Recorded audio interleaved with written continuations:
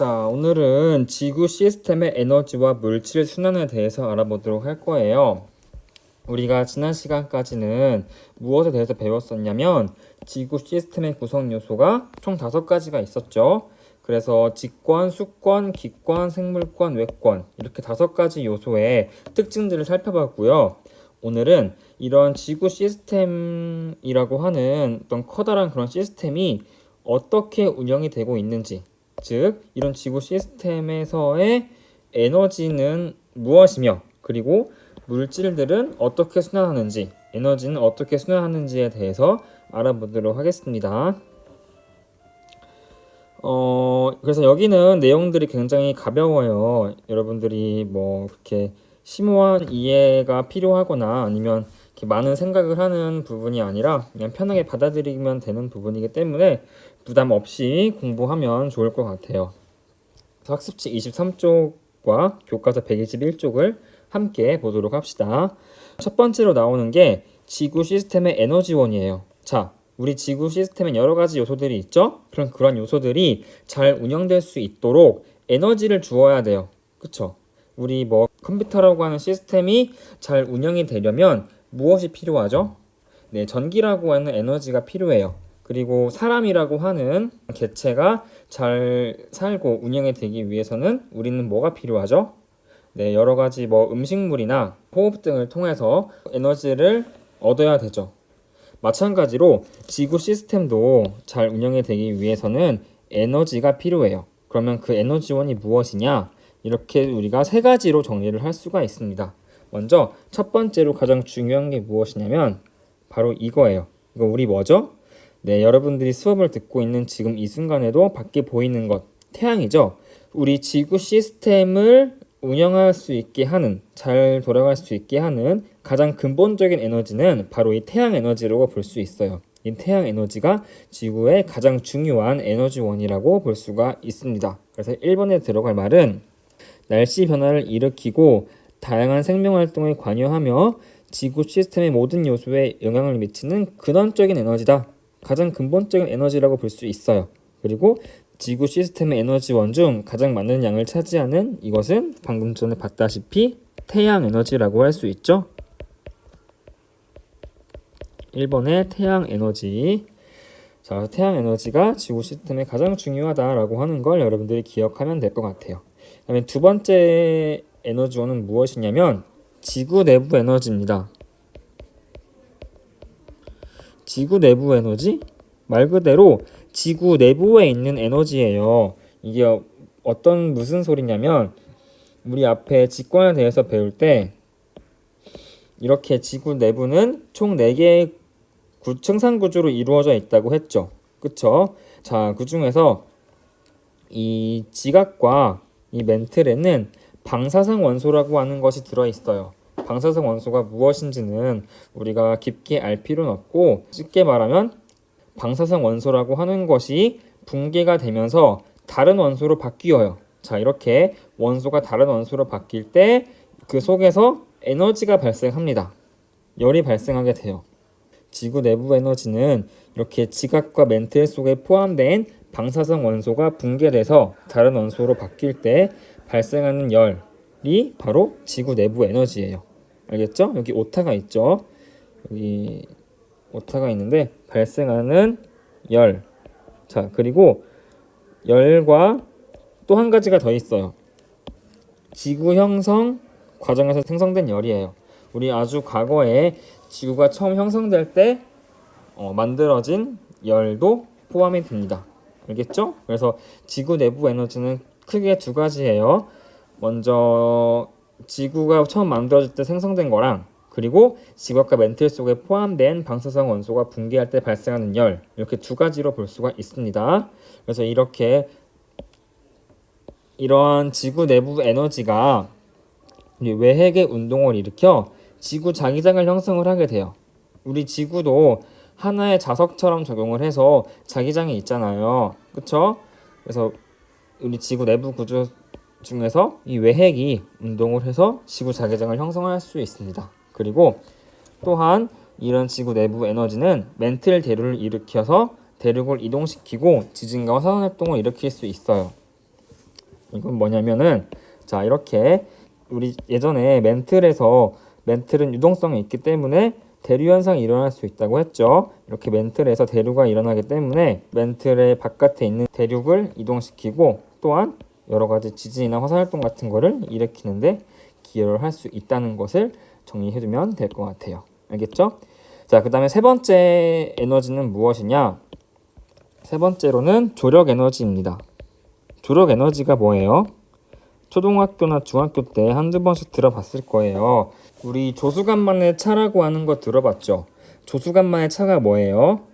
네, 우리 바닷물이 밀물이 있고 썰물이 있잖아요. 그렇게 물이 높을 때와 낮을 때의 차이를 조수간만의 차이라고 하죠. 이렇게 밀물과 썰물에 의한 바닷물의 차이에 의해 발생하는 우리 에너지를 조력 에너지라고 해요. 근데 이건 우리가 초등학교나 중학교 때 배웠던 수준 정도고 우리 어떻게 생각을 해볼 수가 있냐? 조력 에너지란 자 이렇게 달과 태양의 인력에 의해 생기는 에너지라고 볼 수 있어요. 자 여기 그림을 보면 이게 지구예요. 그리고 이건 달이에요. 지구와 달 사이에는 어떤 힘이 작용을 할까요? 네, 중력이 작용을 하겠죠. 지구도 달을 끌어당기고 달도 지구를 끌어당기게 돼요. 근데 지구 표면은 육지도 있지만 바닷물도 있죠. 이러한 바닷물은 달에 의해 중력을 받아서 이렇게 부풀어 오게 돼요. 이렇게 부풀어 오르는데 달이 공전을 하죠. 달이 지구 주위를 돌기 때문에 이 부풀어 오르는 부분이 달라지게 되면서 밀물과 썰물이 생기는 거예요. 알겠죠? 그리고 달만 지구에게 중력을 미치는 게 아니라 태양도 지구에게 중력을 미치겠죠? 그래서 이렇게 달과 태양의 인력에 의해 생기는 에너지를 조력 에너지라고 합니다. 그래서 밀물과 썰물을 일으켜서 해수면의 높이를 변화시키고 해안 근처의 생태계와 지형을 변화시킨다고 볼 수가 있어요. 알겠죠? 그래서 이렇게 우리가 지구 시스템의 에너지원을 태양 에너지, 지구 내부 에너지, 조력 에너지 이렇게 세 가지로 나누어서 살펴보았습니다. 그러면 우리 밑에 있는 교과서에 나오는 그림인데 학습지에도 있어요. 이 그림을 보고 내용을 조금만 더 정리해 보도록 합시다. 자, 일단 이렇게 세 가지 에너지 중에 가장 많은 게 뭐였나요? 네, 태양 에너지가 약 99.985%를 차지할 정도로 가장 많아요. 그래서 여기 첫 번째 에너지 양을 비교를 하자면 태양 에너지가 가장 많다. 그 다음에 이제 넘사벽이라고 하는 표시로 이렇게 부동호가 표시되어 있고 두 번째로 많은 게 뭔가요? 네, 지구 내부 에너지죠. 약 0.013%를 차지하고 있어요. 그 다음에 가장 양이 작은 건 조력 에너지로 0.002%를 차지하고 있습니다. 여러분들이 공부할 때 가끔씩 멍청한 친구들은 이 퍼센트를 외우고 있어요. 여러분들은 그런 사람들 아니죠. 그렇죠?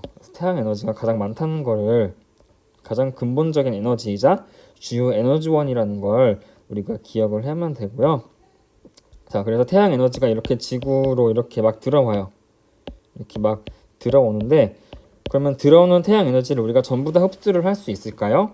네, 그건 아니거든요. 태양 에너지의 약 70%는 대기나 지표, 해수나 생물체에 흡수가 돼요. 그러니까 여기 있는 뭐 구름 아니면 대기 중에 있는 공기 아니면 바닷물 아니면 생물체가 태양 에너지를 흡수를 하는데 그 양이 몇 %다? 약 70%만 흡수를 하게 되고 나머지 약 30%는 대기와 지표에 반사돼서 우주로 방출이 돼요. 마치 거울에 비춰서 나가는 것처럼 70만 우리가 흡수하고 나머지 30은 반사돼서 되돌아간다 라고 할 수가 있습니다. 즉 이걸 우리가 이렇게 태양 에너지가 반사되는 비율을 반사도라고 하는데 그럼 반사도가 몇 %라고 할 수 있을까요? 약 30%라고 할 수 있겠죠? 여기까지 지구 시스템의 에너지원의 세 가지에 대해서 정리를 해봤고요. 다음으로는 지구 시스템의 에너지 흐름과 물질 순환이에요. 우리 학습지에는 지구 시스템의 에너지원이라고 잘못 쓰여 있는데 이렇게 고쳐서 쓰면 되겠죠? 여기서는 우리 지구 시스템의 여러 가지 요소들이 각각 작용을 하고 그리고 그 안에서 에너지들이 여러 요소들을 넘나들게 되고 에너지뿐만 아니라 여러 가지 물질들도 순환을 하게 돼요. 그래서 그런 모습들이 어떻게 나타나는지 알아보도록 하겠습니다.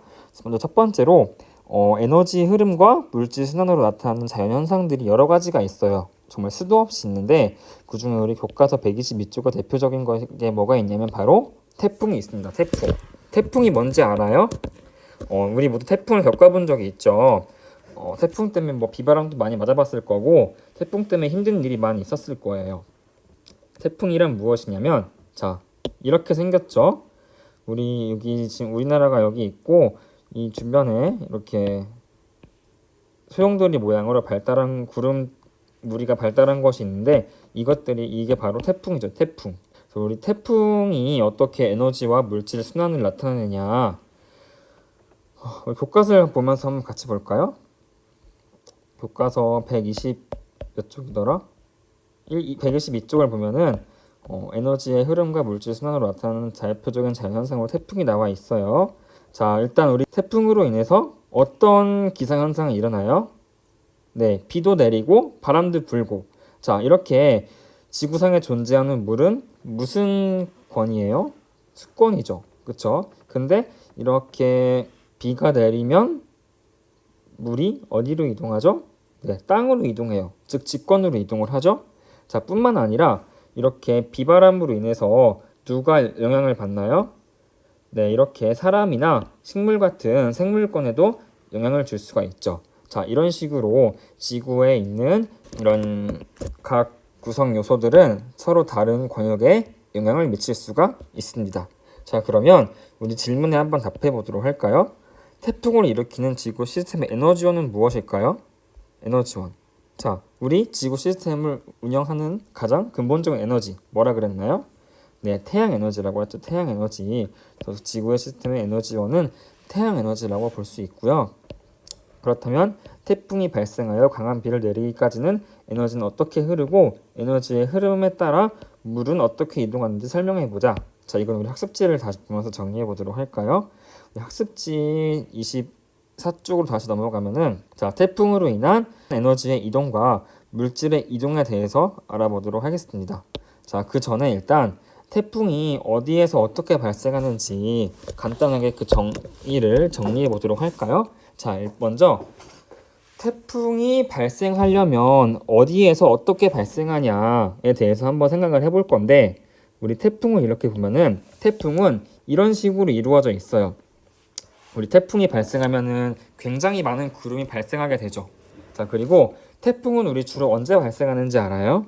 대부분 7, 8, 9월에 많이 발생하죠. 즉, 태풍이 발생하기 위해서는 굉장히 따뜻한 날씨가 필요하다는 거예요. 그래서 태풍이 발생하려면 열이 있어야 돼요. 열. 뜨거운 열. 그리고 또 이렇게 구름이 발생하려면 상승 기류가 있어야 됩니다. 그래서 태풍이 어디에서 발생하냐를 생각을 해보면 우리 그 지구를 봤을 때 이게 적도였죠? 그러면 이 적도 주변에 인도 0도에서 30도 부분을 뭐라 그랬나요? 저위도라 그랬죠. 자, 이 저위도의 날씨가 어때요? 네, 굉장히 뜨겁고 무덥죠. 그래서 태풍은 이렇게 주로 저위도에서 발생을 합니다. 저위도. 그리고 태풍이 발생하려면 굉장히 많은 수증기가 필요해요. 우리 아까 그 그림에서 봤다시피 태풍이 발생했을 때는 굉장히 많은 구름대가 이렇게 발생하기 때문에 수증기가 굉장히 많이 필요해서 수증기가 많은 데는 육지예요, 바다예요? 바다겠죠. 그래서 태풍은 저위도에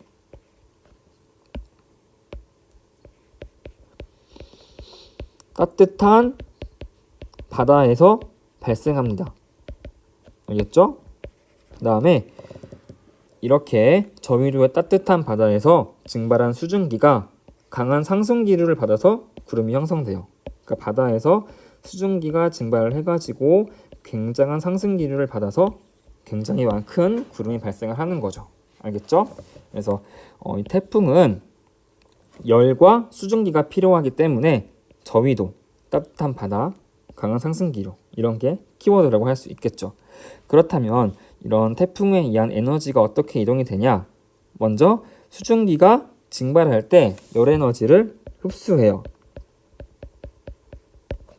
우리 액체가 기체가 되면서 에너지를 흡수하죠. 중학교 때 배웠던 거예요.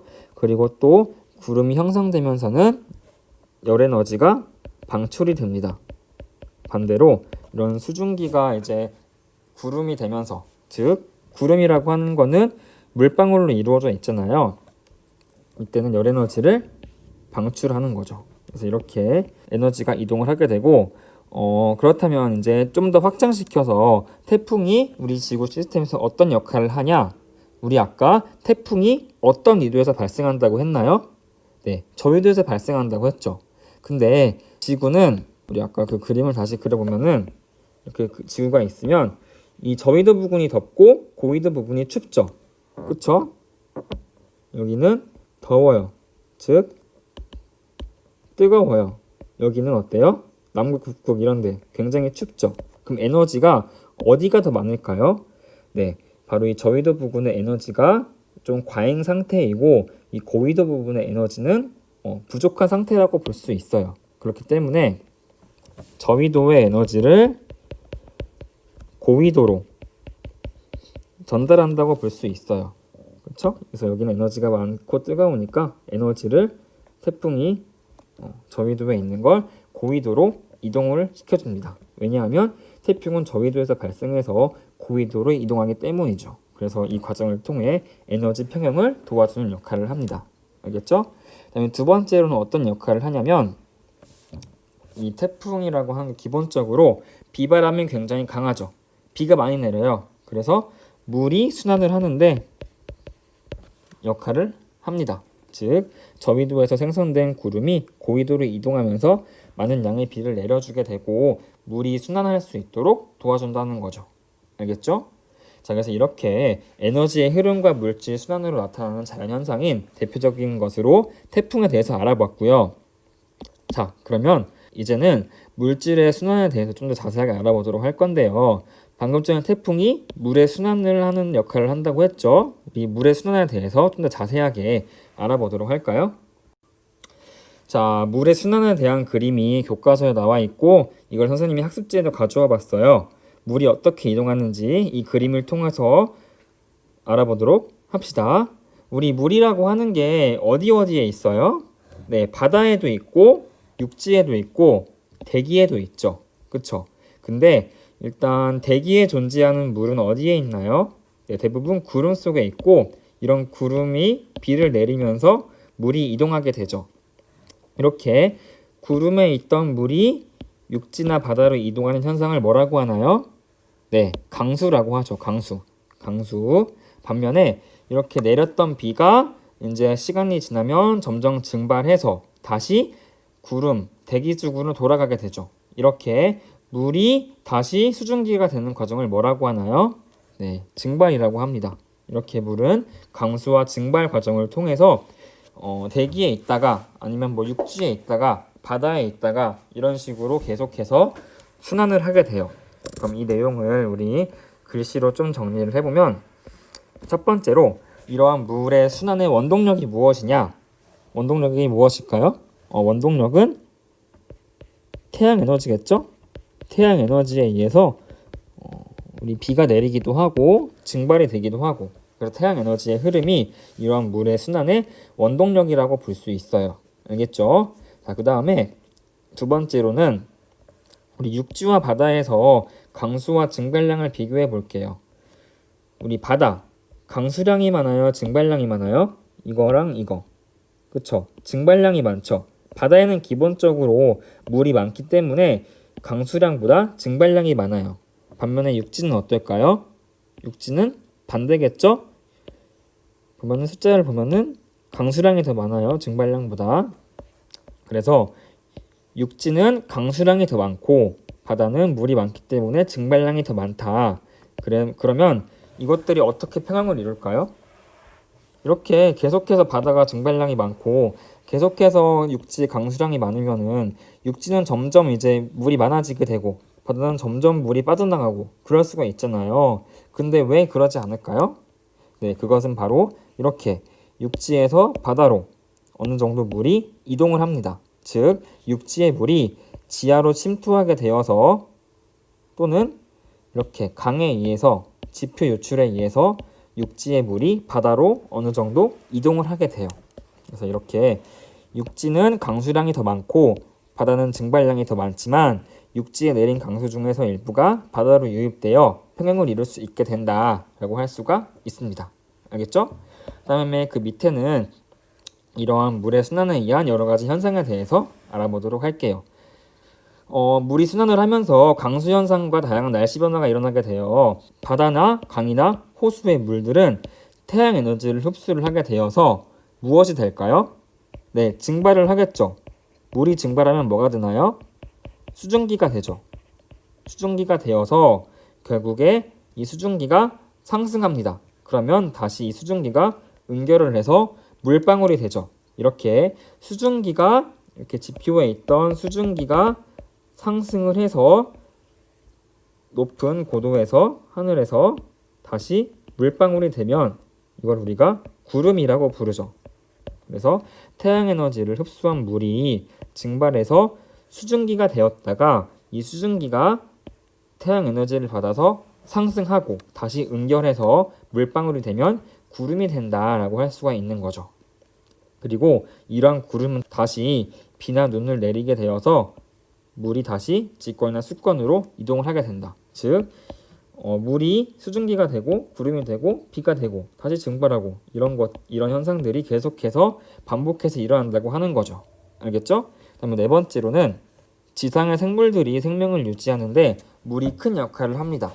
우리 사람도 물을 먹고 살지만 식물만이 할 수 있는 중요한 기능이 뭐죠? 네, 식물이 광합성을 하는데 물이 아주 중요한 역할을 하게 되고요. 그리고 또한 물은 수중 생물, 여러 가지 물고기나 그런 것들의 서식처가 될 수가 있습니다.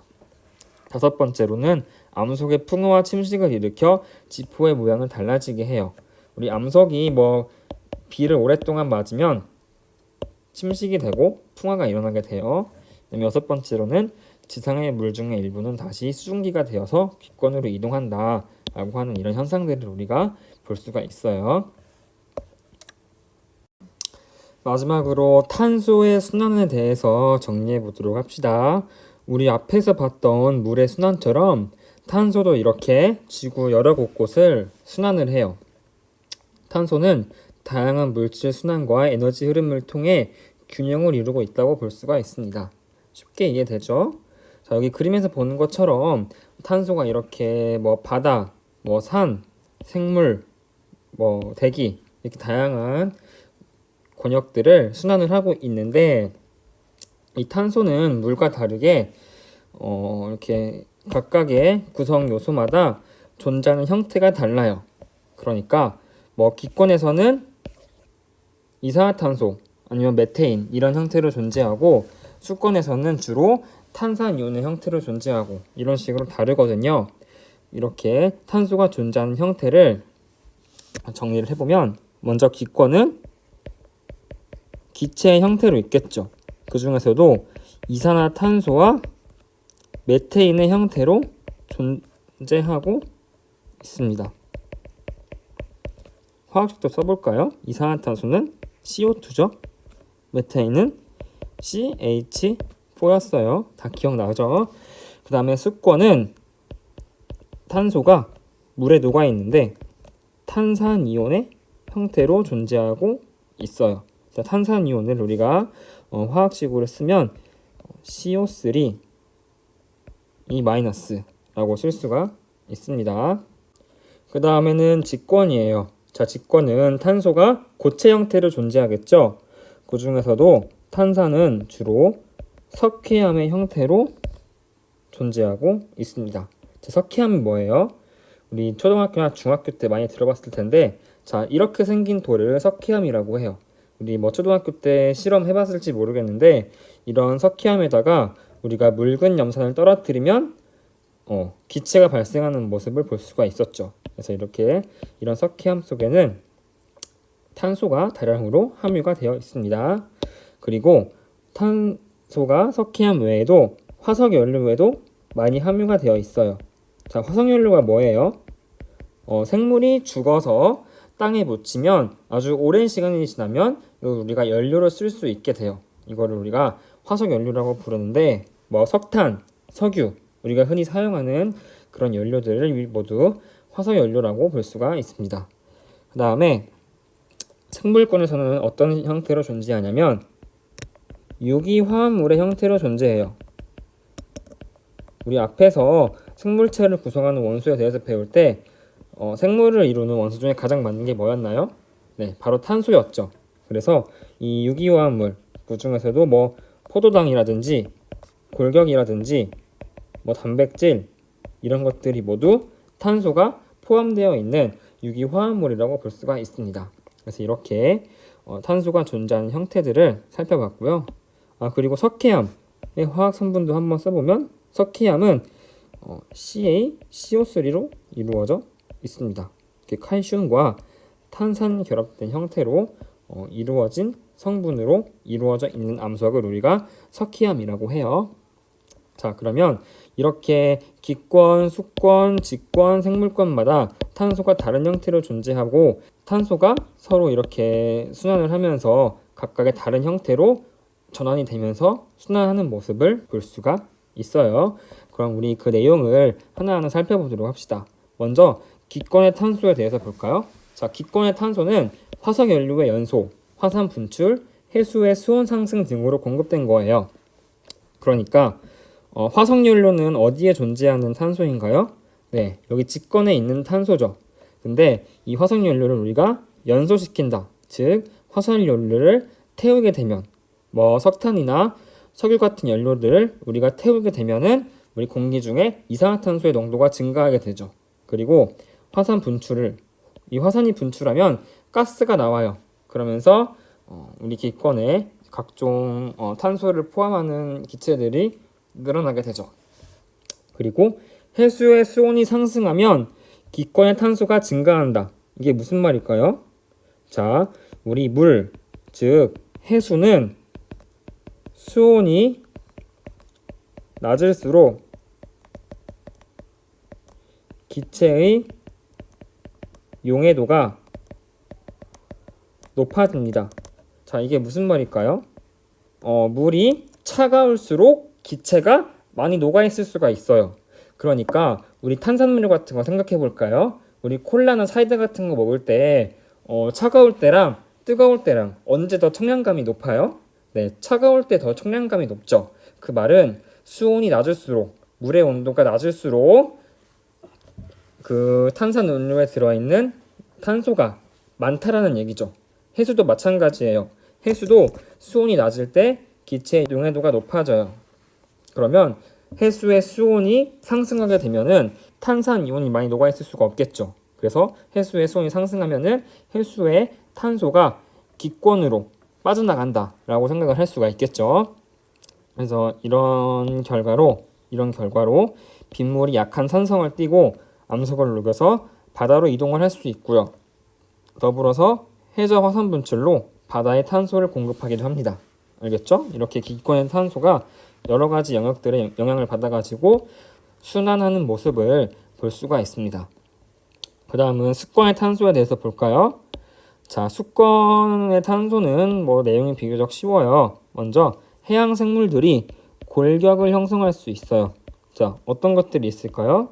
예를 들면은 이런 조개, 굴, 이런 해양 생물들의 껍질의 성분들이 주로 CaCO3의 형태로 존재하고 있습니다. 즉 해양 생물이 골격 등을 형성하는데 탄소가 많이 사용이 되고요.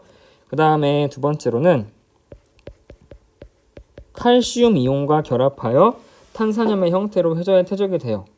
아까 말했던 이 CaCO3가 탄산염의 형태로 해저에 퇴적이 될 수가 있고요. 그리고 퇴적이 된 후에는 오랜 시간이 지나고 나면은 또 석회암의 형태로 직권으로 이동을 할 수가 있습니다. 자, 알겠죠? 어렵지 않은 내용이었어요. 그 다음에 직권으로 가볼까요? 자, 직권의 탄소에 대해서 보면은 지각이 멘틀로 화강하는 과정에서 탄소가 지구 내부로 들어갈 수가 있어요. 자, 이거는 우리 뒤에 가면은 더 배울 텐데 사실 이거 중학교 때도 배웠거든요. 우리 지구를 이루는 표면이 이동을 하잖아요. 즉 대륙판이라고 하는 게 움직이는 과정에서 지각이 밑으로 들어갈 수가 있죠. 그런 과정 속에서 탄소가 지구 내부로 들어갈 수 있고요. 그러면 이제 뭐 탄소가 암석이 녹을 수도 있고 그게 녹아서 결국에 화산으로도 분출될 수도 있고 그런 과정이 있는 거죠. 그리고 또 화산이 분출하게 되면은 화산가스, 즉 이산화탄소의 형태로 직권의 탄소가 다시 기권으로 돌아갈 수가 있습니다. 알겠죠? 그 다음에 생물권의 탄소를 볼까요? 자, 생물은 이산화탄소를 흡수하여 무엇을 만들 수 있냐? 포도당을 만들 수가 있습니다. 이걸 세 글자로 뭐라고 하죠? 식물만 할 수 있는 것. 바로 광합성이라고 하죠.